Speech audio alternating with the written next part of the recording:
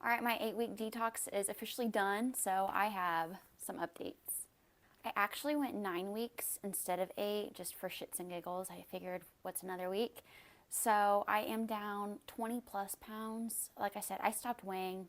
I know for me that could be a bad thing if I kept weighing. So that's all I know is I'm down 20 plus. Most is inflammation, but yes, I'm sure the lack of weekend nachos and beer probably contributed to that as well. I still have some inflammation, but I've been told that can continue to keep flushing in the next coming weeks. I'm not deviating too much from what I've been doing because they're healthy habits now, which is great. I am going to go over what I did and how I stayed on track, especially around the holidays, what I learned and what now. So, to start, I'm super flattered by the comments, but no, I am not taking any GLP-1s, no fat burners of any kind, no extra fat burning supplement. Just a lot of education and hard ass work. Sorry, ain't nothing or no one gonna do it for you. That being said, the only thing I will say, because it irks me, is there's a lot of people right now, I feel like, trying to buy their health. Whether it's the physical appearance of health or actually trying to internally clean themselves with supplements, GLP-1s, peptides, all the things. Everything, all the while still eating junk and drinking like a fish. So that's not me. Everything I have, I've worked for organically, doing it the right way. If that's not you and you're doing supplement roulette, let's call it that, then cool. You do you, but maybe not give nutrition advice to other people, okay? Maybe just keep that to yourselves. It's just a thought. Aside from that, if you guys recall from my first video, if you have been following along, the only two things I have added was a chemical cleanse tincture that was recommended for my specific detox protocol and glutathione because my test results revealed my body wasn't producing enough of that naturally. So for me specifically, I have to supplement with that. A lot of people don't. It's another one of those supplements I feel like people are abusing right now because if your body is producing enough and you start supplementing with it, your body will stop making it naturally. So these are all things that I've learned that's worked for me, maybe not necessarily for you, but just things to be aware of. So how I stayed on track, I did not follow the recommended grocery lists and recipes. I stayed on track with the foods that were listed on there, but as far as having a cup of blueberries one week and a certain snack or meal, whatever, I did not overwhelm myself with that. Fortunately, I'm a pretty good cook. So I just ate the foods that were recommended for me and didn't worry about the rest. I feel like that can be kind of daunting, and that's where I feel like maybe people get overwhelmed and won't stick to things like a detox protocol or challenge. And honestly, everyone right now on their New Year's resolutions are probably driving themselves crazy doing that exact thing. So I didn't stress over that. Going out to eat, however, very tricky. I like to look at the menu beforehand to see if there's anything on the menu I can have. If not, I would just try to choose a different option, or I would call the restaurant ahead. Ask if they're cooking with seed oils, ask if there's any kind of substitutions that they can make. Most restaurants will say yes, they'll work with you there. So I did that there, and I went to, short story, okay, I went to 2 Mexican restaurants during this whole thing, and I can have guac, there's nothing bad in guac, but I obviously can't have chips. So I snuck some chopped cucumbers up in my purse, and I just snuck them on my plate, and that was my chip.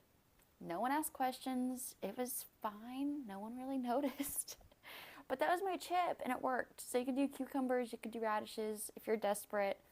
I was at the time, so that's what I did. Also, prepping protein for travel.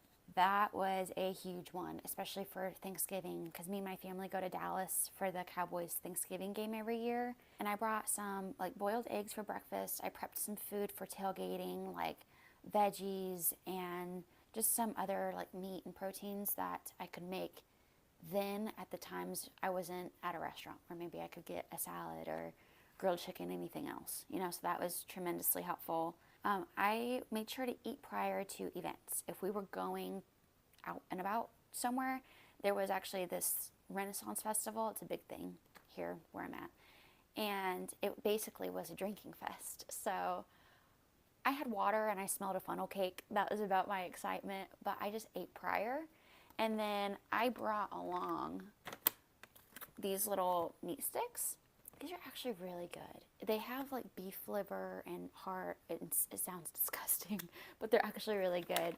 I brought these for when we would just make pit stops during the day and everyone else was snacking. I didn't want to be just awkwardly sitting there. I would want to snack too, so planned ahead. I just brought those. Those were fantastic. Alcohol replacement, huge one. Y'all may laugh at me, but I swear to God, this saved my life. The Liquid Death canned water. I love these things. It's literally just water in a can. Sounds weird. Has a cool logo, and that's about it. But it makes you feel like you're a part of the vibe. So tailgates, I did that. Going to parties and just like get-togethers around here, I had that. And if you put it in a koozie, honestly, it looks like a Modelo. Like people wouldn't really ask questions. So it's great. My personality doesn't change a whole lot when I'm drunk until I turn a corner and it's just like nothing there. So aside from that, I'm probably like the most proud of the fact I didn't become a hermit for 9 weeks, because I have done that in the past where I'm like, okay, I'll dial it in. I won't go out, do anything, see anyone, eat anything, and I'm just a hermit for X amount of time. And I didn't do that, which helped me establish healthier, more sustainable habits. I wanted to change some habits that were definitely changeable. So that was kind of a trickier thing I've never navigated before, but it was necessary, and I'm just proud of myself for making that intentional effort to do that. And then also not giving up when I was peak inflamed was a huge one. So prior to the detox, when I was in the garage working out, crying because nothing I was doing was working and I was just so defeated and I wanted to give up, I didn't. I knew I couldn't, because I knew I couldn't possibly stay like this forever.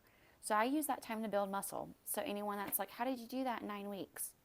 I'm not saying you can't build muscle in 9 weeks, but the profound change in my body has been, it's been in the works for a while. So it hasn't just been the 9 weeks. The inflammation has gone down in 9 weeks, and yes, I've gotten stronger, but it's been a constant push, I'll say that much. What I have learned food-wise is eating fruit has significantly helped my energy. I like fruit.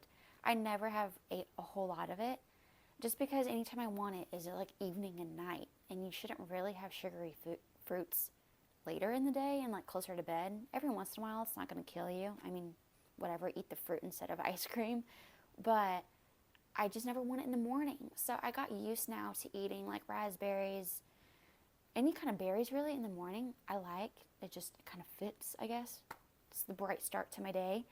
And that significantly boosted my energy, because around probably the 5-week mark is really kind of late. I felt like my energy kind of just leveled out, but it kind of dipped almost, because I wasn't getting any natural sugars from really anything. So fruit was tremendously helpful. And then throughout this entire thing, I've kind of had a people detox.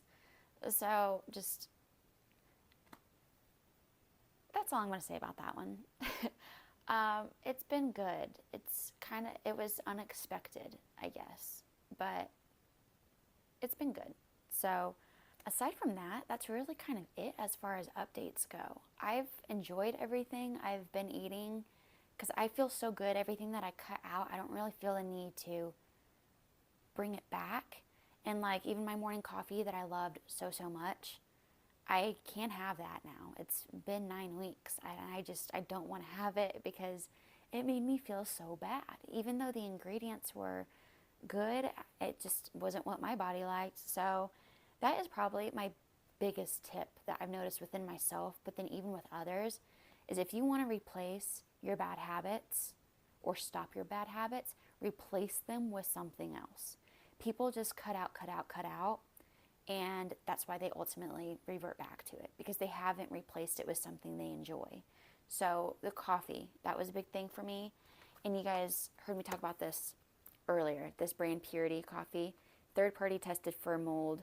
I've gotten this medium roast and then also a dark roast that comes in a green bag you guys have seen. And then I also was recommended this. It's called Danger Coffee. Again, super clean coffee. This is the dark roast. I have the medium as well. I don't know that I have a big preference of one or the other. There is a subscription feature for both of those, but I think once you subscribe for this brand, it's maybe like $2 cheaper. So play around with it and see what you like. But I throw some cinnamon in here and serve it over ice, and I like it. It makes me feel good. Snacks and everything. Again, I enjoy these. I like them.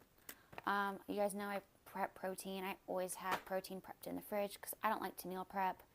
I don't like being that regimented exactly with what I'm eating every day. I still want to eat what I want to eat, but it is a time commitment to just stop in the middle of your day and cook a full meal. So prep protein, that's a big tip. But back to just building healthier habits. If you're someone that, like in the evening, your version of winding down is grabbing your phone and you know that keeps you up till 2 in the morning, stop grabbing for your dang phone. I know you really shouldn't be absorbing any kind of technology at night, but I mean, people do. So, I mean, watch a show. Watch an episode of a show, and when it's over, go to bed. I mean, that's an easy enough habit to break, I feel like. Some people are like, start journaling or do a devotional. Those are great things, but baby steps. You know what I mean? So it's been a learning process, still learning. I don't know if any of this was interesting to any of you guys, but if so, I mean, I'll keep logging just little things here and there, but now we are in the muscle building phase. So we will see kind of how everything goes, and I'll keep you guys updated as need be. But that's really kind of it. So I hope you guys have enjoyed this wild 9 weeks that I've been on. If you guys have any questions, you guys know I'm happy to answer them. So message me or drop it in the comments. But that's it. So I will see you guys soon.